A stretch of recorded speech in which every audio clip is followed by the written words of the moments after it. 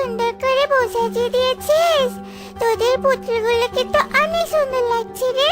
Yes, আমার পুতুলের যদি শাড়ির মালা এগুলো থাকতো তাহলে আমি আমার পুতুলটাকে সুন্দর করে বসাতে দিতাম, কিন্তু আমার তো কোনো সাজার জিনিসই নেই রে।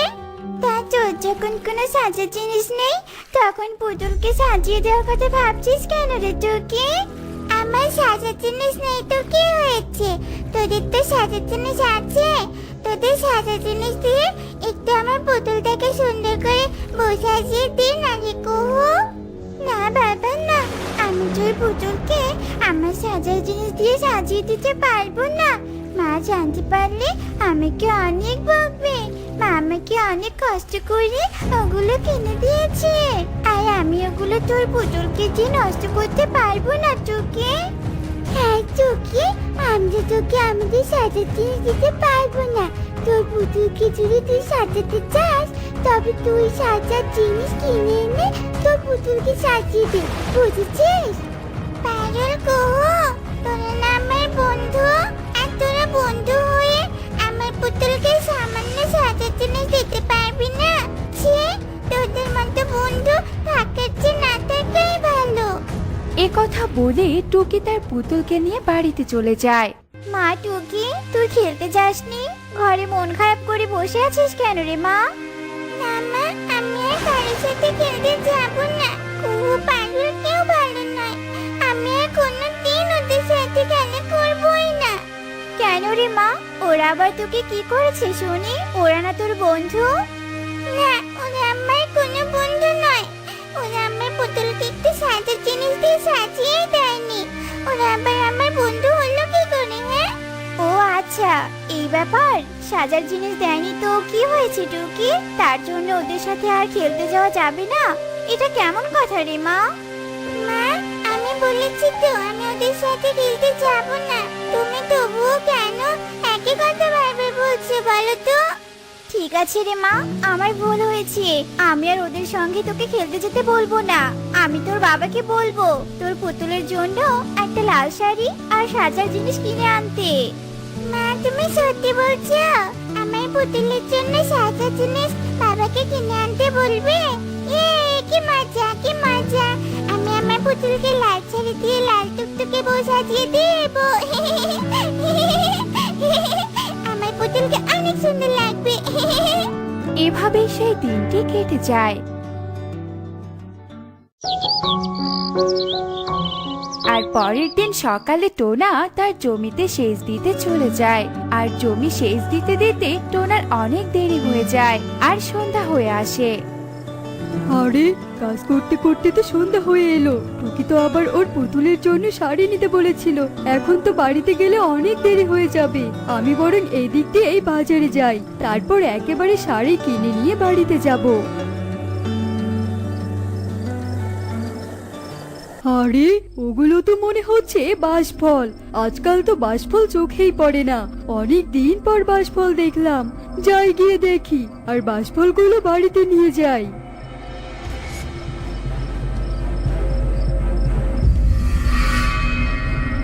আজ টোনা এখনো বাড়িতে ফিরছে না কেন? রাত হয়ে গেছে, তবুও টোনার বাড়ি ফেরার নামই নেই দেখছি। টোনার আবার কোনো বিপদ হলো না তো? মনটা কেমন জানি কু ডাকছে। হে সৃষ্টিকর্তা, নতুন করে যেন কোনো বিপদ না আসে। তুমি দেখো সৃষ্টিকর্তা, তুমি দেখো। এভাবে দিন কেটে যায়, তবুও টোনা বাড়ি ফেরে না। এদিকে টুনি ও তার মেয়ে টুকি টোনার জন্য ভীষণ অস্থির হয়ে যায়। মা, ও মা, বাবা কোথায় গেছে মা? বাবা কেন দুদিন থেকে বাড়ি আসছে না? আমার যে বাবার কথা ভীষণ মনে পড়ছে। তুমি আমাকে যে বাবাকে এনে দাও না মা, দাও না। আমি বাবার কাছে যাব। মারি, তোর বাবা যে আমাদের ছেড়ে কোথায় চলে গেল, আমি তো কিছুই বুঝতে পারছি না। তোর বাবাকে এখন আমি কোথায় খুঁজবো? তোর বাবা বড় কোনো বিপদে পড়েছে কিনা তাও তো আমি বুঝতে পারছি না রে মা, তাও তো বুঝতে পারছি না। মা, আমি অত কিছু জানি না। তুমি যেখান থেকে পারো বাবাকে আমার কাছে এনে দাও। আমি বাবাকে খুব মিস করছি। মা, আমি খুব মিস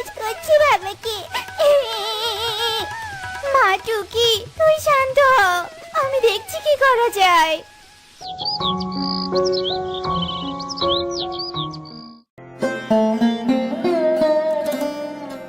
কালু দাদা, ও কালু দাদা। কি হয়েছে টুনি, তুই আমাকে ডাকছিস কেন বলতো? কালু দাদা, অনেক বড় সর্বনাশ হয়ে গেছে। টোনা দুদিন থেকে নিখোঁজ। তুমি কি টোনাকে কোথাও দেখেছো কালু দাদা? না টুনি, আমি তো টোনাকে দেখিনি। তুই বরং বনের সব পাখির কাছে গিয়ে জিজ্ঞাসা করে দেখ কেউ টোনার কোনো খবর দিতে পারে কিনা। ঠিক আছে কালু দাদা, আমি এক্ষুনি সব পাখিকে জিজ্ঞাসা করছি। এরপর টুনি বনের সব পাখিকে টোনার কথা জিজ্ঞেস করে, কিন্তু কেউ টোনার কোনো খবর দিতে পারে না। হে সৃষ্টিকর্তা, তুমি আমাকে পথ দেখাও। আমি বনের সব পাখিকে জিজ্ঞাসা করলাম, কিন্তু কেউ টোনার কোনো খোঁজ খবরই দিতে পারছে না। এখন আমি কি করব? না, এভাবে বসে থাকলে হবে না। আমাকে তান্ত্রিক বাবার কাছে যেতে হবে।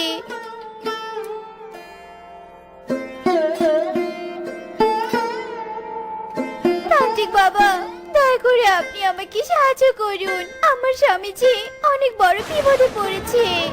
কি হয়েছে রে মা তোর স্বামীর? আমাকে সব খুলে বল তো দেখি। তান্ত্রিক বাবা, আমি আমার স্বামীকে কোথাও খুঁজে পাচ্ছি না। আমার স্বামী দুদিন থেকে নিখোঁজ। দয়া করে আপনি আমাকে সাহায্য করুন, সাহায্য করুন। ও আচ্ছা, এই ব্যাপার। তুই কোনো চিন্তা করিস না মা, আমি মায়া শক্তি দিয়ে দেখছি তোর স্বামী কোথায় আছে। মারে, তোর স্বামী তো দেখছি একটা বাঁশফলের ভিতরে ঢুকে গেছে। বাঁশফলে একটা পেতনি থাকে, সেই পেতনি তোর স্বামীকে আটকে রেখেছে। তান্ত্রিক বাবা, এসব আপনি কি বলছেন? এখন আমি টোনাকে কি করি ওই বাঁশফলের ভিতর থেকে বের করব? তান্ত্রিক বাবা, দয়া করে আপনি টোনাকে বাঁশফলের ভিতর থেকে বের করার উপায় বলে দিন। আমাকে উপায় বলে দিন। কিন্তু এটা যে একটা বড় কঠিন কাজ রে মা, কারণ ওই বাঁশবাগানের নিচে একটা গুহা আছে। সেই গুহায় শয়তান পেতনিরা বাস করে। আর ওই গুহায় আছে একটি সোনার কৌটা, আর সেই কৌটায় আছে একটি হীরের মৌমাছি। তোকে সেই মৌমাছিটাকে মেরে ফেলতে হবে, তাহলে ওই পেতনি মারা যাবে আর তোর স্বামী বাঁশফল থেকে বেরিয়ে আসবে। যত কঠিন কাজ হোক না কেন, আমাকে যে পারতেই হবে। আমি যে আমার মেয়েকে কথা দিয়েছি ওর বাবাকে ওর কাছে ফিরিয়ে দিব। কিন্তু আমি ওই পেতনির গুহায় কি করে প্রবেশ করব তান্ত্রিক বাবা? তুই কোনো চিন্তা করিস না, আমি তোকে জাদু দিয়ে ওই গুহার ভিতরে প্রবেশ করিয়ে দিচ্ছি।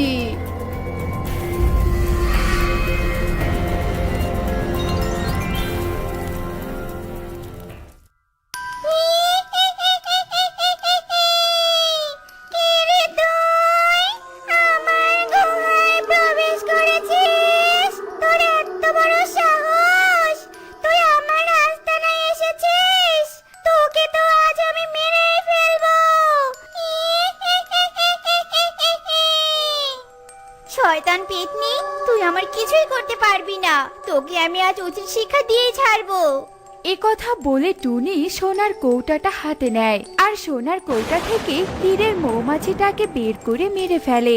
আর সাথে সাথে পেতনিটা অদৃশ্য হয়ে যায় এবং টুনি ও টোনা বাঁশফলের ভেতর থেকে বেরিয়ে আসে।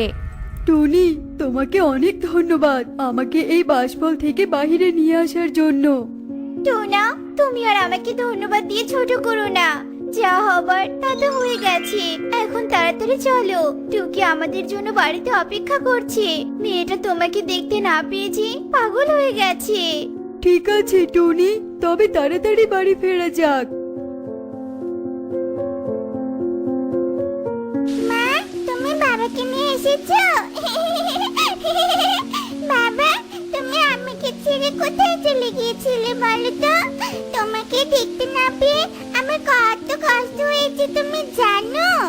তুমি আর কখনো আমাদের ছেড়ে কোথাও যাবে না, বলো যাবে না? না রে মা, আমি আর তোদেরকে ছেড়ে কোথাও যাব না। তুই আর কষ্ট পাস না মা। এরপর টুকি তার মা বাবাকে নিয়ে সুখে শান্তিতে দিন কাটাতে থাকে। তো বন্ধুরা, আমাদের এই গল্পটি তোমাদের কাছে কেমন লেগেছে তা কমেন্টে জানাতে ভুলো না কিন্তু। শিমুলপুর বনে অনেক পাখিরা বসবাস করত। ওই বনে একটা অনেক বড় বট গাছ আছে। ওই বনের গাছে একটা মাছর পেতনি বাস করত। একদিন যজ্ঞ কাক সন্ধ্যায় বাজার থেকে মাছ আর কিছু সবজি নিয়ে ওই বট গাছের নিচ দিয়ে তার বাসায় যাচ্ছিল। আজকে বাসায় গিয়ে গিন্নিকে চমকে দিব আমি। বাবা, কতদিন পর এমন টাকা আয় হলো। আজকের মতো আয় যদি প্রতিদিন হয় তাহলে তো প্রতিদিনই মাছ মাংস খেতে পারবো। আর আজকে তো এই রুই মাছটা দিয়ে মজা করে ভাত খাবো। যজ্ঞ কাকের কাছে মাছ দেখে ওই মাছ পেতনি বট গাছের একটা ডালে বসে বসে বলতে থাকে, কত সুন্দর মাছের গন্ধ পাচ্ছি। মনে তো হচ্ছে এই পাখিটাই মাছ নিয়ে যাচ্ছে। এর কাছ থেকে মাছটা চুরি করতে হবে। কতদিন থেকে মাছ খাই না, আজ আমি মাছ খাবো। ভাবতে যে কি মজা হচ্ছে আমার। এই বলে পেতনিটা হঠাৎ করে যজ্ঞ কাকের সামনে চলে আসে। যজ্ঞ কাক তো পেতনিকে দেখে ভীষণ ভয় পেয়ে যায়। কে কে কে কে কে কে তুমি? তোমার এরকম ভয়ঙ্কর চেহারা কেন? আর এত রাতে এখানেই বা কি করছো তুমি? আমি হলাম পেতনি। আমি মাছর পেতনি।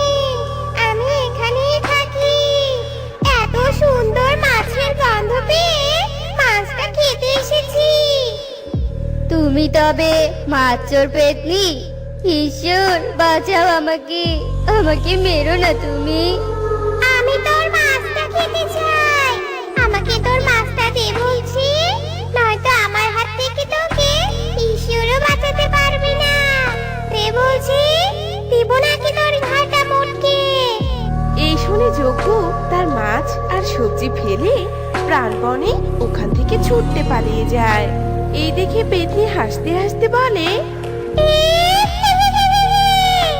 আমাকে তো বেশি কিছু করতেই হলো না। এখন প্রতিদিন আমি এইভাবেই মাছ খাবো।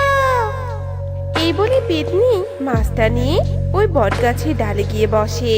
পরের দিন সকালে যজ্ঞ কাক মনমরা হয়ে একটা গাছের নিচে বসেছিল। এমন সময় টোনা ওখানে আসে আর যজ্ঞ কাকের মন খারাপ দেখে বলে, কি ব্যাপার যোগু দাদা, আজ কি কাজ নেই নাকি? আর এখানে এইভাবে ভীতু মুখ নিয়ে বসে আছো কেন? কেউ আবার তোমাকে ভয় দেখায়নি তো? তুই ঠিকই বলেছিস রে টোনা। কাল রাতে আমাকে তো মাছর পেতনি একদম মেরে ফেলতেই ধরেছিল। কি বলছো দাদা?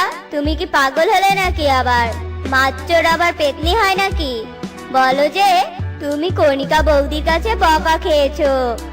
টোনা, আমি সত্যি বলছি, বনের ওই বড় বট গাছে একটা মাছর পেতনি আছে। কাল রাতে ওই পেতনিটা আমার কাছ থেকে মাছ নিয়েছে। দাদা, তুমি বরং এই গল্পটা তোমার ছেলেকে শুনিও, তাহলে তোমার ছেলে অনেক মজা পাবে।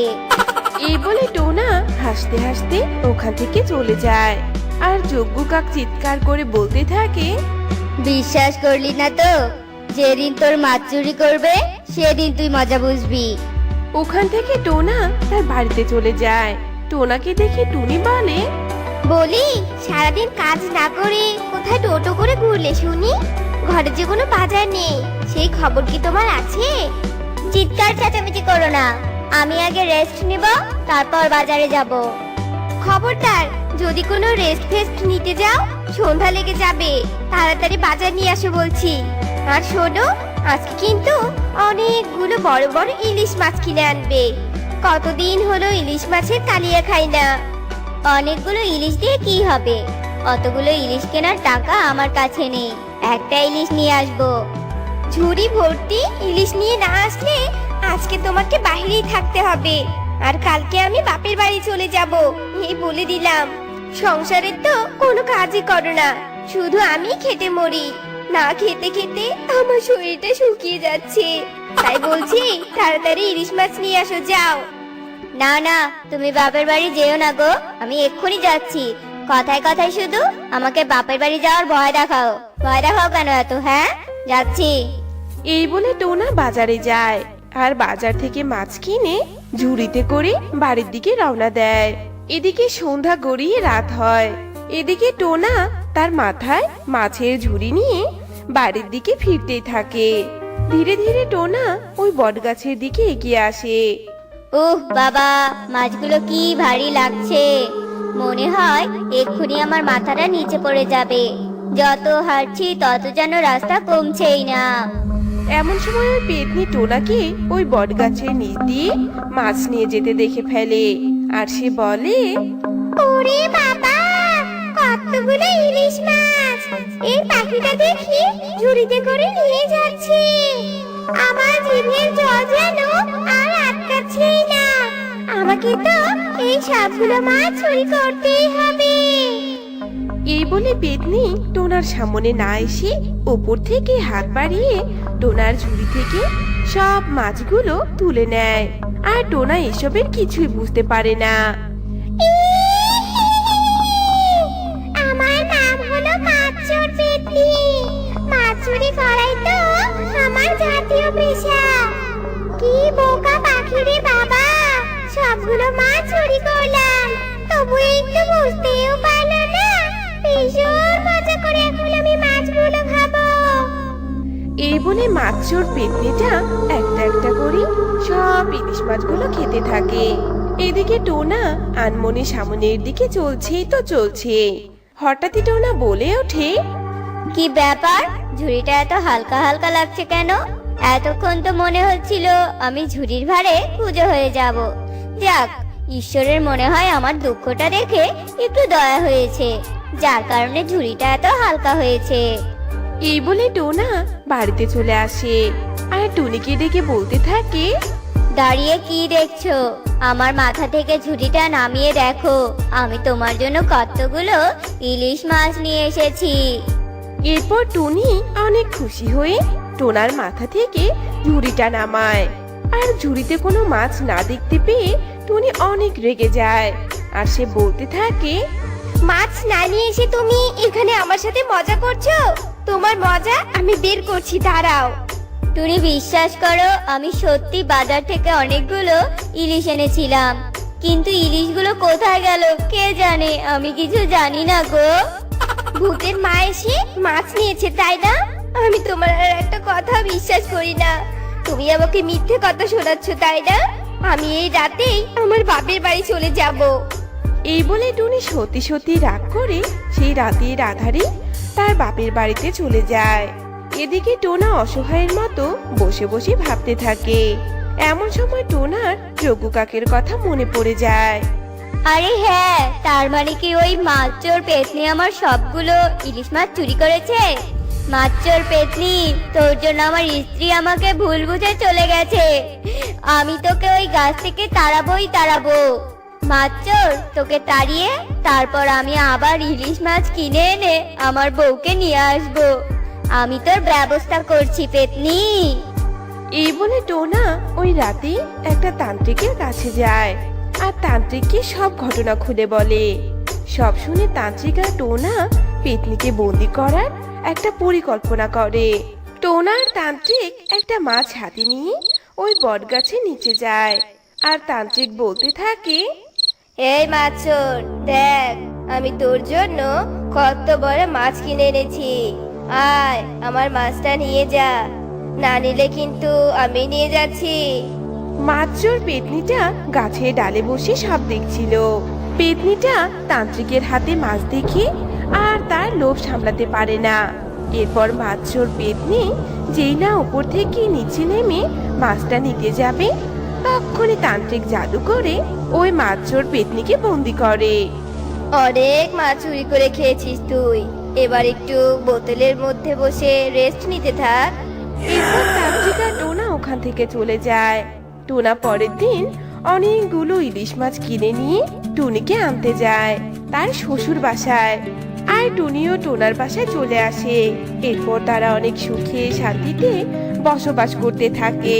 শিমুলপুর বনে অনেক পশু পাখি বসবাস করত। ওই বনের মধ্যে দিয়ে বয়ে গিয়েছে একটা সুন্দর বড় নদী। ওই নদীর পাড়েই একটা হাঁস তার 3 ছানাকে নিয়ে বসবাস করত। একদিন মা হাঁস বাসায় তার ছানাদের গিয়ে বলে, আমার সোনারা, আজকে প্রথম তোমরা আমার সাথে বাইরে খাবার খুঁজতে যাবে। আমার ছানারা এখন বড় হচ্ছে, আমার যে কি আনন্দই হচ্ছে। মা মা, আমরা তো বাইরের কিছুই চিনি না মা, যদি আমরা হারিয়ে যাই তখন কি হবে বলো তো? সোনা, আমি তো তোমাদের সাথেই আছি। আর একটা কথা, তোমরা আমাকে ছাড়া কোথাও যাবে না কিন্তু। এবার চলো, তোমাদের নিশ্চয় ভীষণ খিদে পেয়েছে তাই না? এই বলে মা হাঁস তার 3 ছানাকে নিয়ে নদীতে যায়। নদীর স্বচ্ছ জলে হাঁসের 3 ছানা মনের আনন্দে সাঁতার কাটে, আর মা হাঁস ওদের জন্য খাবার খোঁজে। মা, আমাদের তো ভীষণ আনন্দ হচ্ছে মা। তুমি আমাদের আগে কেন নিয়ে আসোনি এই সুন্দর পরিবেশে বলো তো? তোমরা তখন অনেক ছোট, তাই নিয়ে আসিনি আর কি। চলো, আমাদের সন্ধ্যা হওয়ার আগেই বাসায় ফিরে যেতে হবে। এই বলে মা হাঁস তার ছানাদের নিয়ে বাসায় চলে যায়। এভাবে প্রতিদিন তারা নদীতে তাদের খাবার খুঁজতে আসে। একদিন বনে আকাশ ভীষণ কালো হয়ে আসে, আর নদীতে মা হাঁস তার ছানাদের বলতে থাকে, ছানারা, আমার মনে হয় এক্ষুনি বৃষ্টি নেমে আসবে। আমাদের জলদি বাসায় যেতে হবে, চলো। মা, আর একটু থাকি না মা, আমাদের আজকে অনেক মজা হচ্ছে। ও মা, থাকি না মা। সোনা, জেদ করো না, বৃষ্টির পানিতে ভিজলে তোমরা অসুস্থ হয়ে যাবে। চলো তাড়াতাড়ি চলো। এই বলে ওরা ওদের বাসার দিকে রওনা দেয়। এমন সময় উপর থেকে ঈগলের মুখ থেকে একটা ডিম হাঁসের সামনে নদীর পানিতে পড়ে যায়। আর ঈগল একটা গাছের ডালে বসে একা একাই বলতে থাকে, কত কষ্ট করে টুনির বাসা থেকে একটা ডিম চুরি করেছিলাম। আকাশ কালো জন্য তাড়াতাড়ি বাসায় যাওয়ার কারণে ডিমটা যে কোথায় পড়লো এখন তো খুঁজেই পাচ্ছি না। এবার আমি আমার ছানাকে কি খাওয়াবো? আজকে ছানার আমার না খেয়েই থাকতে হবে।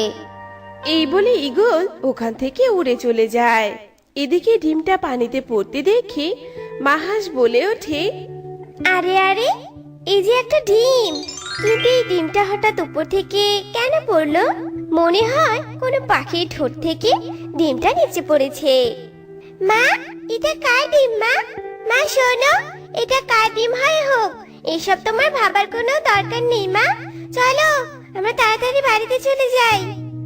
এভাবে বলতে নেই সোনা, তোমরা কি জানো এর ভিতরে একটা প্রাণ আছে?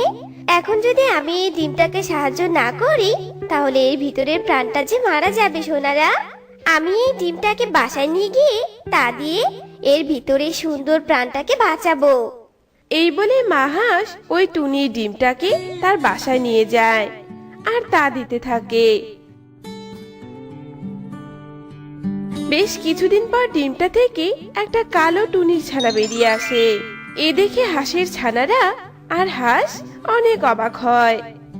আরে, এ তো দেখি একটা পাখির ছানা, কত সুন্দর দেখতে। কি বললে মা? এ কি সুন্দর হয়েছে? এই পাখির ছানাটাকে তুমি সুন্দর বলছো মা? হাসালে মা, হাসালে। মা, তুমি কি দেখতে পাচ্ছ না ছানাটা দেখতে কি কুচকুচে কালো হয়েছে? আর তুমি বলছো যে সুন্দর। কেন মা, কেন? এভাবে বলতে নেই আমার ছানারা। আজ থেকে নাম আমি রাখলাম টুকি।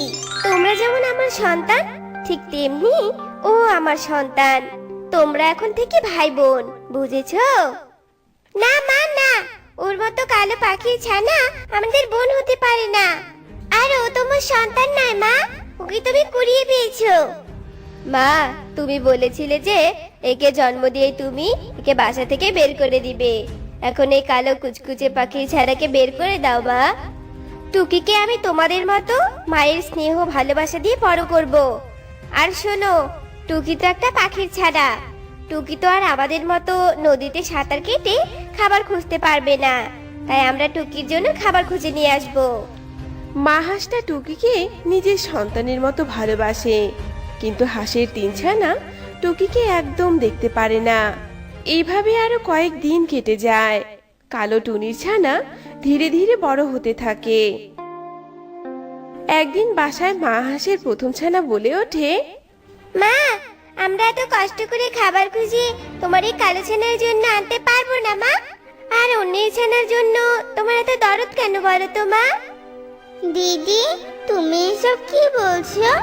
মা, দিদি কি বলছে এসব? আমি অন্যের ছানা মানে? আমি তো তোমারই ছানা মা। তোকে মা ডিম অবস্থায় নদীর জলে কুড়িয়ে পেয়েছে। তুই তোর কালো কুচির চেহারা দেখে বুঝতে পারিস না যে তুই আমাদের কেউ না? এবার তুই শান্তি হয়েছে সত্যিটা জেনে? এবার তুই এখান থেকে চলে যা, তো চলে যেতে পারিস, তুই যা। মা, দিদির কথা কি সত্যি? আমি তাহলে তোমার সন্তান নই? ও যা বলেছে সব সত্যি। আমি তোকে কুড়িয়ে পেয়েছি ঠিকই, কিন্তু আমি তোকে আমার সন্তানের মতোই ভালোবাসি রে সোনা। আর তুই কোথাও যাবি না, তুই এখানেই থাকবি। এরপর মা হাঁস টুকিকে কোথাও যেতে দেয় না। এভাবে আরো বেশ কিছুদিন কেটে যায়। একদিন হাঁসের প্রথম ছানা দ্বিতীয় ছানাকে বলে, আমার আর ওই কালো ছানাকে সহ্য হচ্ছে না একদম। মা কেন যে ওকে মাথায় তুলে রাখে বুঝি না। আমাদের একটুও আগের মতো ভালোবাসে না মা, শুধু কালো ছানা আর কালো ছানা করে। দিদি, আমাদের এই কালো ছানাকে মায়ের চোখে খারাপ বানাতে হবে, তবেই মা ওকে তাড়িয়ে দিবে, বুঝেছিস? ঠিকই বলেছিস তুই। আমি মায়ের সামনে আমার পা ভাঙার নাটক করব, বুঝেছিস? আর যা যা বলবো তুইও তাই তাই বলবি মাকে। এই বলে প্রথম হাঁসের ছানা খোঁড়াতে খোঁড়াতে দ্বিতীয় হাঁসের ছানার সাথে তার মায়ের কাছে যায়। আর মায়া কান্না করে বলতে থাকে, মা, মা, এই দেখো তোমার কালো টুনি পাখির ছানা আমাকে ধাক্কা দিয়ে ফেলে আমার পা ভেঙে দিয়েছে মা। আর তুমি বলো তোমার কালো ছানা ভালো? দেখেছো কি করেছে আমার? হ্যাঁ মা, আমি নিজের চোখে দেখেছি। দিদির অনেক কষ্ট হচ্ছে মা। এই কি দিদি, দাদা, তোমরা মিথ্যা কথা কেন বলছো? আমি কখন তোমাকে ধাক্কা দিলাম বলো তো? মা, আমি সত্যি কথা বলছি। দিদি দাদা মিথ্যে কথা বলছি মা। আমরা জানতাম মা, তুমি আমাদের কথা বিশ্বাস করবে না। তুমি তো এখন আমাদের আর আগের মতো ভালোই বাসো না। দিদির পা ভাঙা দেখে কি তোমার এখনো বিশ্বাস হচ্ছে না? ঠিক আছে, তুমি থাকো তোমার এই কালো ছানাকে নিয়ে, আমরা চলে যাচ্ছি। তোমাদের কোথাও যেতে হবে না, তোমরা আমার সাথেই থাকবে, বুঝেছো?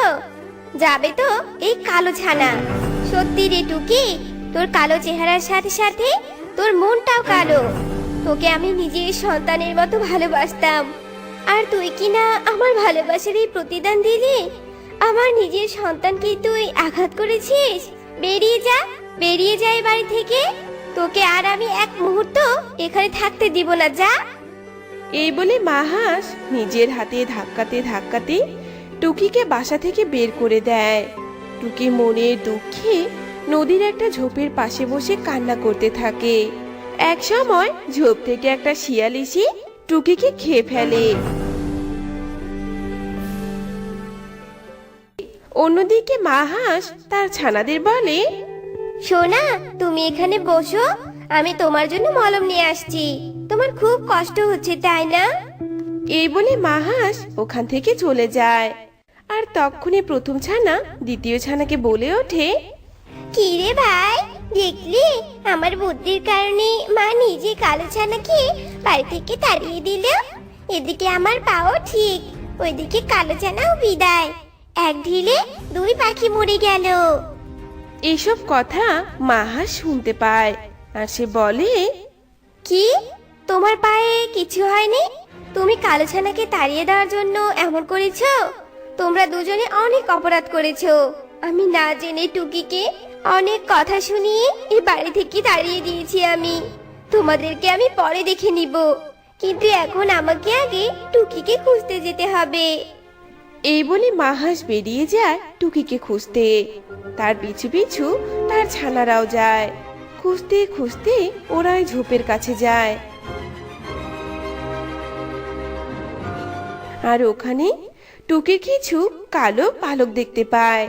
পালক দেখে মা হাঁস আর তার ছানারা সব বুঝতে পারে যে টুকি আর এই পৃথিবীতে নেই। এদিকে মা হাঁস কান্না করতে করতে বলে, একদিন আমি টুকিকে বাঁচানোর জন্য আমার কাছে নিয়ে এসেছিলাম। আজ তোদের কারণে আমি তাকে মেরে ফেললাম। আমি যদি টুকিকে এমন করে তাড়িয়ে না দিতাম তাহলে ও আজ বেঁচে থাকতো। এবার তোদের শান্তি হয়েছে? আজ তোদের জন্য একটা ফুটফুটে প্রাণ শিয়ালের পেটে চলে গেল। আমি তোদের কোনো দিনও ক্ষমা করব না। মা, আমার ভুল হয়ে গেছে মা, আমাদের তুমি ক্ষমা করে দাও।